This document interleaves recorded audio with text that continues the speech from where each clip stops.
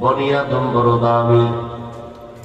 আল্লাহ বলেন এই আদম সন্তানের জন্য আমি আল্লাহ আলাদা মর্যাদা দিলাম।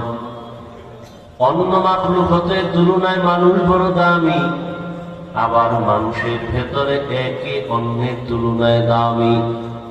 আমি আল্লাহ মানুষের জন্য জমিনের মধ্যে উত্তম এবং পবিত্র রিজিকের আয়োজন করেছি।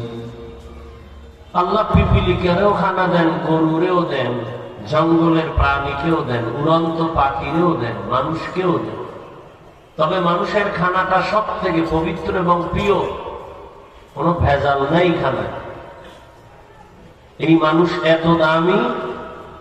আবার এই মানুষ সম্পর্কে আল্লাহ ভিন্ন আয়াতে বলেন, وَلَقَدْ ذَرَأْنَا لِجَهَنَّمَ كَثِيرًا مِنَ الْجِنِّ وَالْإِنسِ لَهُمْ قُلُوبٌ لَا